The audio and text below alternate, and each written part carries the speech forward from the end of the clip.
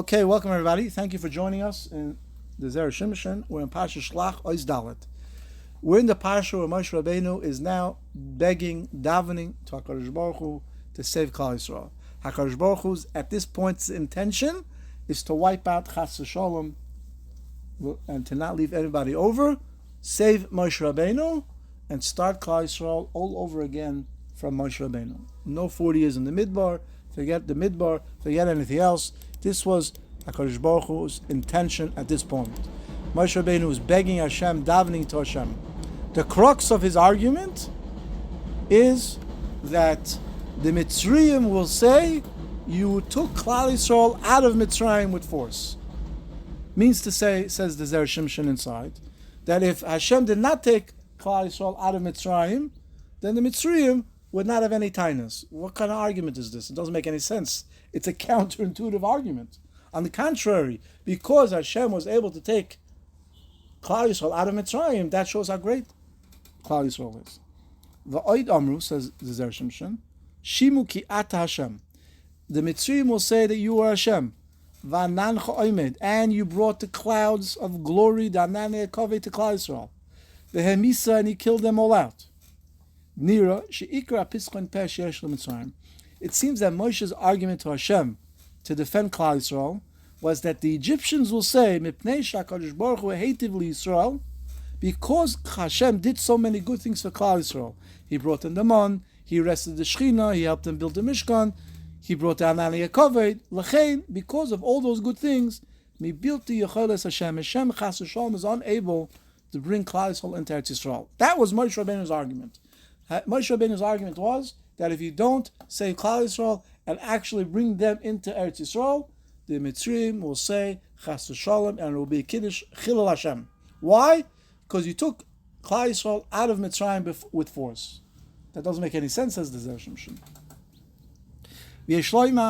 So the Zera Shimshon now is going to delve deeply into what exactly was the conversation between Moshe Rabbeinu and HaKadosh Baruch Hu, and how Moshe Rabbeinu brilliantly defended Klal Yisrael like no one else. Moshe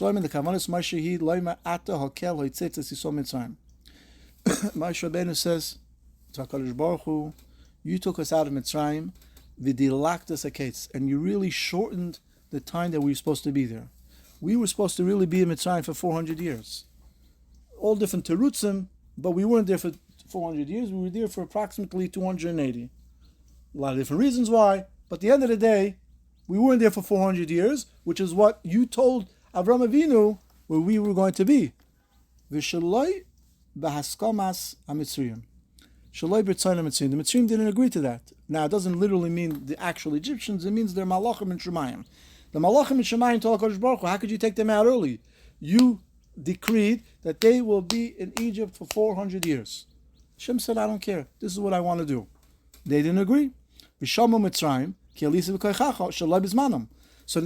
Rabbeinu is telling Hashem is the Egyptians are going to say, oh, you know why you can't bring them into Eretz Yisrael? Because like we told you, it's not their time to go into Eretz Yisrael. You were supposed to keep them in Egypt, in Mitzrayim, for 400 years. HaKadosh Baruch Hu, you took them out early, 120 years early, when you more than, and now you understand why you can't bring them to Eretz Yisrael. So it's going to be Chil Hashem. Now we know that HaKadosh Baruch Hu obviously is cheshbonis, and even if it's taka true that it should have been 400 years, Hashem can do what He wants. But the Egyptians are not going to say that. The Egyptians are going to say you forcibly removed Klal Yisrael from Mitzrayim early, and now when you get to Eretz Yisrael, you can't bring them in because they're not supposed to be in Eretz Yisrael for another 120 years. V'shom Mitzrayim ke'elisa b'koichacha shlo b'zman v'amru el yoshev aretz hazois dafka b'pnei sha'adayin lo over hazman. Since the time did not yet pass, Einam Yecholim Love Eretz Yisrael. V'harai Shati Yisrael Hem Tovim Tzadikim, and it's not because they're Rishoyim, because you see that you did good for them. Moshe Rabbeinu said to preempt what the Mitzrayim may say is that the reason that you're not bringing them to Eretz Yisrael is not because they're Rishoyim, because if they're Rishoyim, the Mishkan wouldn't have been built, the Anani Yakaved wouldn't have been there. So the only reason that they can't go into Eretz Yisrael is because Chas v'Shalom mi bilti yecholes Hashem. Hashem cannot bring them in because the time for them to go into Yisrael did not come in. And Moshe Rabbeinu was telling HaKadosh Baruch Hu, if you do not bring Klal Yisrael into Mitzrayim, it will be a tremendous chilul Hashem. We're parakeh de brachas, mibilti yicheles Hashem, yochol Hashem yiboilei, Amar Rebbe Lazar, Amar Moshe, achshav yormu toshash koicha kinekeva. The Gemara says that Moshe Rabbeinu told Hashem, your koyach will become weakened like a nekeva. The eino yochol atzilon, and he will not be able to save them. Amar HaKadosh Baruch Hu, what does it mean that my strength will become weakened, chas v'shalom? Did they not see the great miracles that I did in the Yamsuf? So Moshe said, yeah. Moshe Rabbeinu said, yeah, to fight against one king, no, Hashem can do it. You can't bring them into Eretz Yisrael because you can't fight chas v'shalom against 31 kings. That is the back and forth that the Gemara quotes that Moshe Rabbeinu had with Hashem. So right now, there seems to be that Moshe Rabbeinu's argument was twofold. Number one is that the Mitzrayim will say that you took Klal Yisrael out by force before its time, and now you can't bring them into Eretz Yisrael because it's not its time yet. Chas v'shalom, you should have listened to us, the Malachim of the Mitzrayim say. And number two, Moshe Rabbeinu said, is that you become weakened like a nekeva. We'll see exactly what that means, right? It's a halachic thing. And for one king you could fight. For 31 kings of Eretz Yisrael you can't fight. V'kasha. So the Zera Shimshon says, why did Hashem tell Moshe Rabbeinu, what about the Nisim at the Yamsuf? Hashem forgot about the Eser Makos? Why didn't Hashem tell Moshe Rabbeinu the Eser Makos? Because lama nakat nisim shasalam biyam, v'lo had nisim shal Yitzias Mitzrayim. And what about Yitzias Mitzrayim? The leaving of Mitzrayim was the greatest miracle of all, more than the Yamsuf, more than the 10 Makkos. So why did Moshe Rabbeinu say that? Mikol shekain lafi pirush Rashi ki hoytze Hashem yisrael Mitzrayim zu gedolah mikulam. V'chein hakasav v'aymer oy hi nasal kim lova lekachas goy mikerev goy. Very good. V'oy kosher l'havi le'lemeimer el ha'umas toshish koicha v'suloi. The Zera Shimshon is bothered. Why was the purpose of Moshe Rabbeinu adding that you become weak like a nekeva, like a female? What does the female have to do with anything? Say you'll become weak. Men also become weak. Why be dafka nekeva? Again, like I said, this is not a liberal thing. It's a halachic thing, which we'll see an unbelievable thing that Moshe Rabbeinu said. Yishloimar the kavonas Moshe Hoysa shu umas yom shakadosh baruch hu einu yochel lasis davar hefach mima shegoz on bezin shalom. We know that HaKadosh Baruch Hu set up the world in a specific way, and just like a king in this world sets up a court system, and the court decides the rules, and the rules are what the rules are, because otherwise the country cannot function. So too, Kaviyochel Hashem created a Bezdin, and that's how Hashem decides, based on what Bezdin paskins. For example, a person down a specific thing, Hashem wants to give this person this specific request. Bezdin says no, he doesn't deserve it. Now, it's not that Chas v'Shalom Hashem can't do it, but the way Hashem set up the world of justice, mishpat, and tzedakah, right? Hashem can't give it to you. So what does Hashem do? So there's two answers. Hashem will send the individual a test to do a certain mitzvah, which is exceedingly hard, or not to do a certain aveira. And by overcoming that nisoyon, Hashem says he's not the same person that you thought he was. He's now a new person. Reuven is not the same Reuven. Reuven is a new Reuven. And therefore you have to give him. The other thing, you have to give him what he wants. The other way is tefillah. Hashem set up the world that we get what we want through tefillah. The best way to do it is to request a matnas chinam, a free present. I don't deserve it. I know that I don't deserve it. I'm asking you, HaKadosh Baruch Hu, please give me a matnas chinam. A matnas chinam, the judges is very hard to deny that, because that's already up to the king. That you're not asking based on my own merit. You're talking right. If you look at my own merit, I'm not deserving. I'm asking you to give me a matnas chinam. Therefore, that's, the Torah says that, tzaddikim say that, but Hashem set up a system that the Bezdin Shalmaila decides everything. And that's what HaKadosh Baruch Hu was saying. HaKadosh Baruch Hu was saying, yeah, but the king himself set up the court. So who's greater, the king who set up the court, or the court itself. So it says Moshe Rabbeinu, we see by a lady cannot be a judge. The Torah does not allow her to be a judge, yet she has the ability to appoint judges.